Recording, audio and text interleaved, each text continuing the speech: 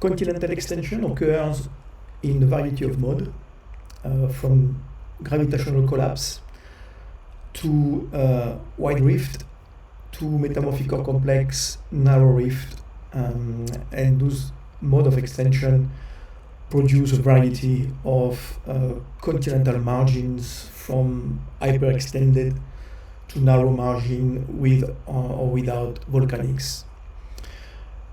We often assume that those modes of extension are imposed by either internal conditions or boundary conditions, and perhaps to switch from one mode to another, we really need to also change those boundary conditions or internal conditions. In this talk here, I'm going to show that a system can travel through an entire range of continental extension modes with steady state boundary conditions. And I'm going to try to apply this idea to the development of the continental margin on both sides of the South China Sea. So the South China Sea is in Southeast Asia, and it's part of a number of marginal seas, including the Sulu Seas, the Celebes Sea, Molucca, and Banda Sea. And what is interesting about those small oceanic basins is that they develop in a context which is overall in convergence, and it's a convergence between the Indo-Australian plates, Asia, and the Philippine plates. So focusing on the South China Sea here, this little triangular region here in blue, we can see that the margin to the north and south of this marginal sea is made of thin continental crust, in places, about 10 kilometers. So we have this very vast region of extended continental crust, and if we close the South China Sea basin, we realize that we have about 1,000 kilometers of extension in a purely continental setting. So if we look at the history before the opening of the South China Sea, which started about 32 million years ago in the late Oligocene, what we know of the situation before is that, in fact, from the Permian up to the late Cretaceous, the southeast margin of China was part of an upper plate of subduction systems that did consume the Paleo-Pacific plate. And basically from that late Cretaceous to the opening of the South China Sea, what we suspect that happened is that the Paleo-Pacific plate did roll back, allowing for Cordillera-style orogen to collapse and extend due to the pull from that rollback. So by and large, what we are possibly looking at here is a kind of extension that could be the future of the Brazilian Range province in the southwest United States. This is an example as well where continental extension has followed an episode of subduction and development of a Cordillera orogen.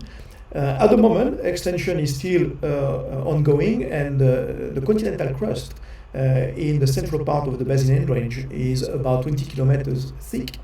And we can envision that in the future, this will be the locus of an opening of an oceanic basin. So it's possible that the South China Sea shows what the future could be for the Brazilian Range. Recently, my colleague Ong Dan Deng did publish a paper in Nature Communication, and it shows this beautiful structure from the continental crust underneath the Eocene and Oligocene sediments, and it shows that there is a very profound ductile deformation, ductile flow in the continental crust, and this involves channel flow and the development of metamorphic core complex. And it is in that context that we ask the question: what is the dynamic of extension prior to the opening of the South China Sea. So the theoretical background to try to tackle this question is included in a couple of papers from the early 1990s. The first one is the paper from Roger Buck that shows that the mode of continental extension changes with the continental geotherm and therefore the mechanical layering of the lithosphere. For a normal continental geotherm with a mode temperature of about 500 degrees, if you extend that lithosphere, you end up with a very localized deformation that deliver a narrow rift and narrow margin before breakup. If the geotherm is a bit warmer, you evolve along a different mode of extension. This deliver the wide rift mode where extension in thinning is broadly distributed. And if we even higher geotherm, we are in the metamorphic or complex mode where the stretching of the strong upper crust provide the space for the weak material from underneath to flow into forming localized dome. A couple of years after, Jean-Pierre Brun did contest that the metamorphic complex was a mode of extension, and in fact he said metamorphic complex are just the result of some mechanical instability due to the presence of some sort of heterogeneity. So for Brun, there was only two modes of continental extension, the wide rift or the narrow rift, depending on the geotherm and the mechanical layering. But if you have some sort of weakness in the crust, in the form of a low viscosity anomaly here, in the case he tried to illustrate here using analog modeling, it shows that a small anomaly can deliver the formation of metamorphic complex. A point of interest to us is that in the paper of Roger Buck, there was an interesting prediction, and that prediction is that during extension of a hot lithosphere, we should observe an evolution of the continental extension across various modes of extension. And this is because during extension of a hot lithosphere, thinning will also produce cooling. So in that graph here, where the narrow rift, wide rift, and core complex have been mapped, if we start with a crust which is thickened and hot, like the upper plate of a subduction system, as that continental crust collapses and extends, it should travel through the core complex, the wide rift, the narrow rift before reaching a breakup. So that's an interesting prediction, and we have now the tool actually to test if this prediction works. So in order to do that, what we did is a simple two-dimensional numerical modeling of extension in a hot continental lithosphere. Our model is about 720 kilometers long, 240 kilometers deep. There is self-hydrogenic heating. We use viscoplastic rheology, where the viscous behavior is a function of accumulated strain rate, temperature, melt fraction. The crust is thick, about 55 kilometers thick. The moho is hot, 900 degrees, and we are pulling on both sides of that system at an average strain rate initially of 1.5 E minus 15 per second.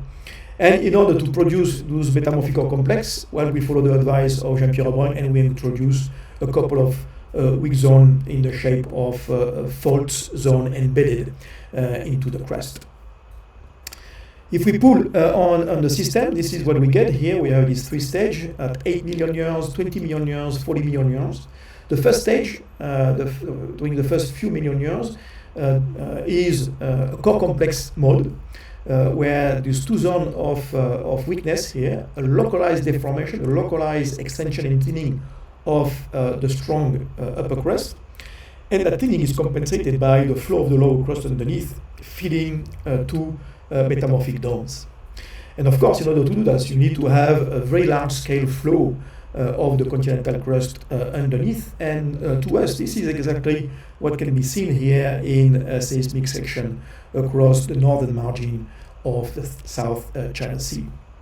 If you keep pulling, those core complexes will be stretched and we're gonna transition into a wide rift mode where now extension is broadly distributed across the entire region.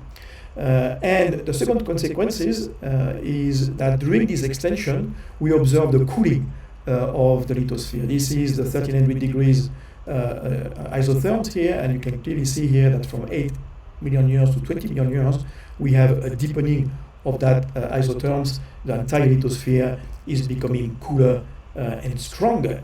And because this changed the mechanic of the lithosphere, we observe a transition from a wide rift mode to a narrow rift mode. And that transition occurs relatively fast here. And as you can observe here, we have the partial melting in the mantle that will produce the basalt that will feed and will drive the formation of the oceanic crust. And at that stage here, about 40 million years, you can clearly see the breakup. The continental crust here is now separated here by a basin. To really understand this transition, we need to look at the evolution of the lower crust that mechanically decoupled the upper crust from the upper mantle. Initially, that lower crust is weaker, and therefore it cannot sustain large deviatoric stress. So this map here in color shows low deviatoric stress in yellow, and as you move toward the orange and the purple, the deviatoric stress increases to almost 100 megapascal. But the lower crust here is too weak to handle those large deviatoric stresses, and therefore it flows relatively easily. As extension proceeds and cooling happen, the lower crust becomes stronger, and now we can see here that this deviatoric stress start to accumulate in the lower crust, enabling the mechanical coupling between the upper crust and the mantle. So basically, at 32 million years, where the lithosphere behaves as a single plastic layers, and soon after we move into a narrow mode of rifting. So if we try to follow this experiment in this graph here, where the mode temperature is reported as a function of crystal thickness, and we have mapped the different mode of continental extension, we start at T0 over here, 5 million years, 10 million years, 15, 20, 25. The continental crust becomes thinner from 55 to 20 and even lower, and the mode temperature decreases from 900 degrees to about 500 degrees and even cooler. And therefore, we travel through all those different modes of continental extension. Again, to reiterate that this core complex only happens when there is some sort of heterogeneity in the crust. This is an experiment without these two little zone of weakness in the form of faults. And when you start with something homogeneous, you move into straight away the wide rift. There is no core complex developing here, and then later on you move into a narrow rift. So the outcome of this series of experiments is that extension of a hot lithosphere leads to metamorphic core complex, then wide rift mode of continental extension. However, as extension proceeds, what we observe is the cooling of this hot lithosphere, and this leads to the embrittlement of the lower crust and a rapid transition to narrow rift mode, following by breakup.